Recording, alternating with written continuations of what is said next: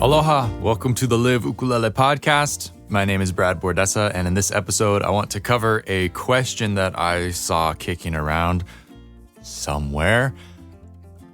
When do you know how to give up on a chord? And so I want to expand upon that. How do you know when to give up on anything that you're working on? What is just a challenge and what is too much for your current skill level? So we'll jump in and have a look at that. This episode is brought to you by the Live Ukulele store. It's the home to my video courses and ebooks. If you want to learn something on the ukulele, you have a couple options. You can go to YouTube and learn something simple from a tutorial, learn to strum some chords, jam some songs, but a lot of times what is lacking over there is any kind of depth or foundation to your musical journey. And that's what I try and provide in my material is depth and concepts and things that you need to really understand what is happening around you in music and to encourage people to experiment and get to a point where they're free to get around the instrument easier so that expression can be achieved and you're not just stuck playing something that somebody else has shown you. You can kind of forge your own path. So check out liveukulele.com/store for a number of different video courses and ebooks on varying subjects for the ukulele. I'd like to shout out Herb Ota Jr. and his new album, Ukulele Story. He sent it over to me the other day and I was able to listen through it and it sounds absolutely fantastic. Beautiful melodies, beautiful playing, of course.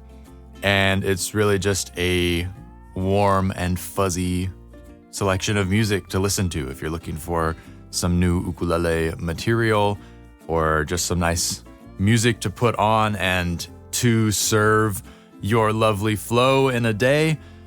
Check out Ukulele Story. It's available on most of the streaming platforms, or if you want to support Herb directly, go to his website, herbotajr.com, and you can download it there and also get WAV files.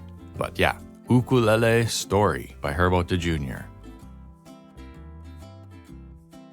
The podcast is now available on YouTube. I managed to link the RSS feed over there, and it should be that anytime a new episode goes out, it will also publish to YouTube as a just static image video. So it's basically just the audio file, but in YouTube format. If that is how you interact with things, be sure to subscribe to my channel and share it over there.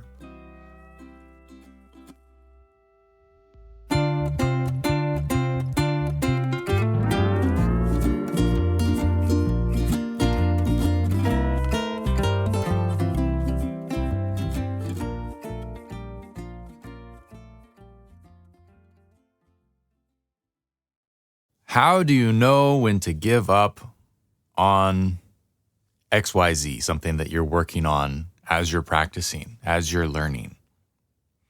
And there's no one right answer to this. It's going to really depend on how you learn and what your skill level is, because persevering and working through something is going to be very different for an advanced player than it is for a beginner player. And I think that this is sort of an interesting thing that can be encapsulated by accurate tab transcriptions. And maybe we'll start there. In that, back when I was learning to play, Dominator was creating awesome ukulele transcriptions, and other people, of course, but predominantly Dominator was the place to go for a cool PDF tab. And he would do note-for-note transcriptions of these world-class performances. And that was amazing because you could learn exactly what the artist was playing. But also, it was available to you regardless of your level. It wasn't like, oh, I'm going to create this tab for a student because I know they're interested in this and I know that this is relevant to them. It was just a free-for-all. And that was great. I learned a lot from Dominator stuff. I know a lot of other people did as well. However, there was no check or balance on me jumping into a tab that was far above my skill level. And there are still tabs on there that are well above my skill level, like some of the James Hill transcriptions that he did that I don't think Dominator can play them necessarily, but you can transcribe them and show what is actually happening technically. But often you would end up biting off way more than you could chew. So what I want to try and explore as best I can in this early morning is to figure out where to maybe pump the brakes and where to persevere, right? And so I think this is going to have to be a lot of examples of different subjects and concepts, and we'll work through it that way. Okay, so from a beginner standpoint, you don't want to be jumping right into Dominator's transcriptions and trying to learn them note for note, because you're just going to be frustrated because there's no foundation for your ability to be able to do that. Like, we can say that, you should practice and you should persevere and you should challenge yourself, but at a certain point, you're just punching way above your weight. So you have to lay the foundation before you can jump into some of these things. And knowing what that is can be a challenge at the beginning. But if you're a beginner, you're working on learning how to strum, how to hold some basic chords, how to change through them smoothly, and how to put that whole thing with a song and hold down a rhythm and keep it going, keep it groovy, and to maybe sing with it. And maybe you're starting to learn some simple picking melodies. That's where a beginner is at. And if you start to get into things like solo arrangements and note-for-note transcriptions with lots of articulations and different things like that, then you're probably out of your range. And that's not to say that a beginner cannot learn to do something that is challenging for them or outside of their skill level, because you could break it down, figure out how to do this, and the repetition will teach you how to do those things. But from my perspective, it's a lot more useful as a growing musician. It's more useful to get the foundation down so that you can build easier on top of that, right? You could build a building on top of a 2x4 and figure out how to prop it up so that it's all going to stay upright, right? You build your skyscraper starting from a single upright 2x4. You could do that and probably figure out how to make it work. Of course, you're not going to be using wood in a skyscraper, but the idea of building from that flimsy little foundation, it kind of sets the picture. Whereas if you start by putting massive concrete blocks on each corner, that's going to be a lot more solid and probably a better start for being able to easily continue up off the ground as you build your skyscraper. And it's kind of the same for music. If you don't have that foundation, you're trying to balance everything on a very small amount of skill. Whereas if you build your foundation of basic knowledge and basic ability, then anything that you do on top of that is going to be much, much easier. So there's sort of these two paths of progression. There is what you're currently able to do, and then also everything that kind of supports that and is in the background of what you're currently able to do. Or maybe what you're currently able to do is kind of your cutting edge, the things that challenge you but you're able to do. And everything underneath that is holding that up and is allowing that ability to shine through. And I don't think that in this format I can give solid advice of, nope, that's outside of your skill level. That's not something you should be working on, and not necessarily outside of your skill level, because like I said, anybody can achieve anything if they just work on it long enough. But reaching outside of your foundation, I guess. You can visualize it that way. So if you pour a concrete slab, that's your foundation. And there's a lot of room within that for you to do different things and to work on things and to build on top of that. But once you start going beyond the foundation and you try and build something that hangs off, then you're probably going too far and you should bring it back. So I don't know if I can necessarily say what that is specifically. I mean, if you're a beginner, anything that is not necessarily moving you towards the goal of just playing songs in a confident and simple way is probably a little bit out of the wheelhouse. And if you're an intermediate player, I mean, who knows with intermediate players, that spans such a huge level of skill. But like, I'm working on a little mini series right now that is about scales and how I use scales to improve my knowledge of the fretboard via scale sequences and patterns that take the notes and they move them out of line so that you're not playing a do, re, mi, fa, sol, la, ti, do scale in order the entire time. And this is stuff that an intermediate can play. But some of the more advanced variations, for instance, the most basic starting point of this mini-series is with the scale up and down across all the strings within one position. So you have a 4-finger, 4-fret position plus a reach on one side or the other if needed. And you shift that 4-fret window, 1 fret at a time, up the neck of the ukulele. And you play that scale within that position, up and down, and get comfortable with that. And then the next level is to play it so that you're playing in threes. So that you play from the starting note of the scale, 1, 2, 3 notes up, and then you come back to the next note in the scale, it would be the second note in the scale, and you play 1, 2, 3 notes above that. And then you come back to the third note in the scale, and you play 1, 2, 3 notes above that. And that pattern creates a little bit of a musical sound, a little bit of a musical flow.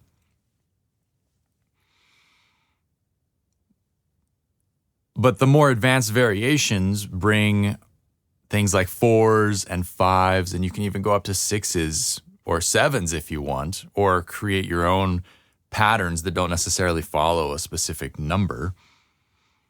And trying to do that before you have mastered just playing the scales up and down or playing it in threes is kind of putting the cart in front of the horse. So you want to avoid that kind of thing. But in the moment, as you are working on something and you're drilling it, I think the point when you abandon it and you realize, okay, I just got to humble myself. This is not within my realm of possibility right now, is when you take it down to a very, very slow tempo and you still can't get it. Because you can make almost anything achievable. You can play Flight of the Bumblebee, no problem, if you slow it down enough. If you take the tempo down far enough, it might not be a realistic tempo, but if you can slow it down and you can play it with that metronome at that pace, anything becomes very easy to do.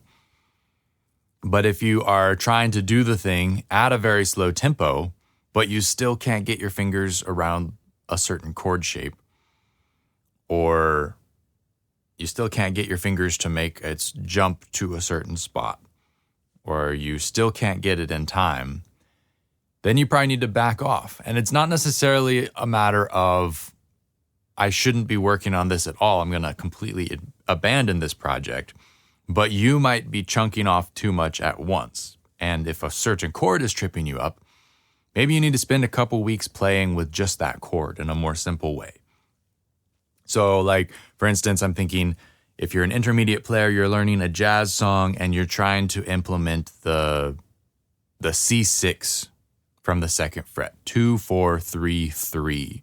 It's a beautiful jazz chord, but it's also kind of tricky to play because you either have to squish a bunch of fingers in and reach with your pinky, or you have to have a backwards finger bar happening on the third fret. And that chord is tricky for a lot of people because of that.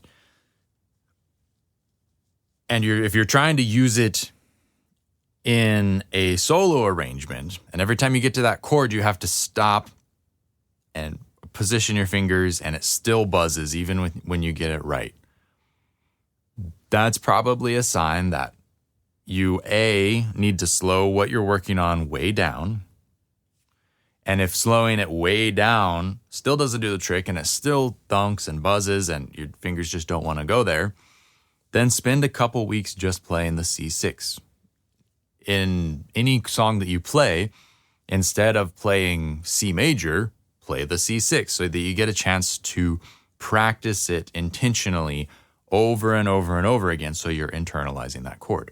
And then you can come back to the solo arrangement that was trying to use that. And it should be significantly easier. It should be kind of a piece of cake to bring that chord into the fold again. But when you're working outside of your skill level, there's going to be many, many facets, hundreds, thousands of little aspects of the technical side of playing, of the musical side of playing, that are going to be similar to that C6 chord. I can't quite do it. It buzzes, it thunks. And across all of those different aspects, when you're pushing too far and you're biting off more than you can chew, it's happening on such a wide range of stuff that you have to kind of be self-aware and realize, like, oh, I'm not able to do this like anywhere even close to what could be considered music. I'm not able to play it in time. I'm not able to get my fingers there in place technically where they need to go. I'm not able to phrase it right. I'm not able to execute the picking with my right hand, whatever it might be. And it might be a bunch of things all at once. You have to be aware of that, because if you can take what you're working on and you break it down into pieces, if there's more than like 2 or 3 things that you can realize that I need to work on this, I need to work on this, I need to work on this. As soon as you get to that 4th thing, then it becomes a big enough problem that maybe you are needing to take a step back and you need to work on a different piece, practice a different thing.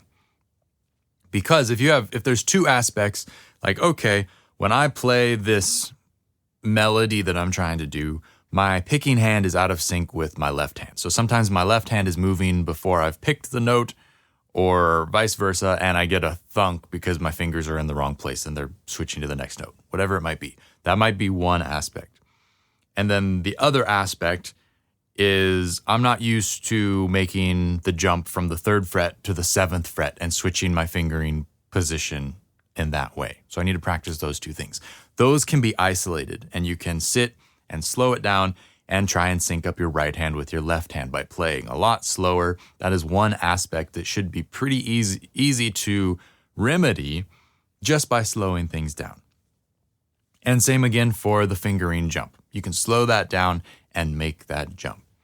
But when it becomes, okay, in addition to that, my hand is weak and it's not able to hold this one chord in place for as long as I need to play it. It's buzzing the whole time. When I strum, my strums are completely out of time. And it's usually physical. It's usually a technique thing where you're not able to achieve this. But as the list starts to grow and stack up, you really have to start thinking, okay, so if I tackle all of these aspects, it's going to take like a week to break all of this down and to practice it separately. Maybe not a week, maybe more than that, because there's so many aspects that you need to work on. And if those are already a part of your foundation, when you go to work on that piece, you can work on the piece. You can work on the music that you're trying to present instead of working on the technique and the other aspects. And I think that maybe is the core of the issue, is that when you go to play music, you should be playing music. You should be focusing on executing the music. If you're having to think about the actual playing of the ukulele, you're thinking about playing the ukulele. You're not thinking about making music. So you want to have the rest of the aspects, technical aspects usually, you want to have them ironed out so you don't have to think about that. And so maybe the point to abandon all hope and to give up on a chord or give up on a melody or give up on a song that you're working on is when you are seriously far from being able to execute it as music. That would maybe be a better definition. Because the end goal is music. It is absolutely the reason to work on something, is to make the music beautiful. And as soon as you're stepping layers and layers and layers back, or there are layers between you and expressing the music, then you're really going to have to struggle to get through all those layers to the music. And it might be better to bring the music closer to you, to play something that's more simple that you can easier execute with the amount of skill that you have. So if it's feeling like I'm not able to make this musical, and it's not just, oh, I need to slow this down and then I'll be able to get it. If it's feeling like I'm not able to make this musical probably at any tempo just because it's so overwhelming and there's so many different parts, then take a step back. On the other hand, as a player, as a practicer, you want to challenge yourself. You want to make things a little bit difficult. Because if you're practicing the same things that you already know, that you've already played, that you can play, then you're not growing much. You're just reinforcing what you already have. The real benefits of practice come in when you start to push yourself into a place where technically you can play it, but you have to really work at it. That is a happy medium line that you have to kind of find. You have to find it for yourself. But when you can exist in that space, you're going to improve a lot faster because you're pushing yourself. But usually pushing yourself has to do with one or two aspects that you're working on to challenge what you're doing. For instance, in this mini series that I'm working on, I talk about how once you have, or like layer one is, okay, I'm going to play the scales and I'm going to say the note names out loud. So I have to think about playing the fingering and knowing what the fingering is, but then also saying the name of the note that I'm playing each time. So you engage one more aspect in your brain. And then once that is easy and you know what the note names are, no problem, then you play it with a metronome so that you're focusing on timing. And that's another aspect. You've added a layer of complexity so that your practice is now, instead of being just autopilot, like, oh yeah, I can just say all the notes and that's no problem. Now you're adding a layer and you have to think, okay, now I'm saying the notes and I'm trying to play them in time with the metronome perfectly. The next layer might be something like applying a very specific picking style to the notes. Instead of just kind of doing whatever your fingers are inclined to do organically, maybe you're just picking down with your thumb, which is great, that's fine. But if you want to challenge yourself and add the next level to what you're working on and to make the practice more effective, maybe you could go to strict alternating thumb, index, thumb, index, thumb, index as you play through the notes. And now you have to think about, okay, what are the note names? How am I playing this in time with the metronome? And trying to get your finger to track on the right hand to pick in the way that you intend. And so by adding these levels one at a time, you can continue to keep the practice challenging. But because you have a foundation in the rest of the stuff, it's challenging but not insurmountable. You're not adding 10 new things that you have to think about in order to play it. You're adding one new thing at a time to keep it challenging, but not to put it out of reach.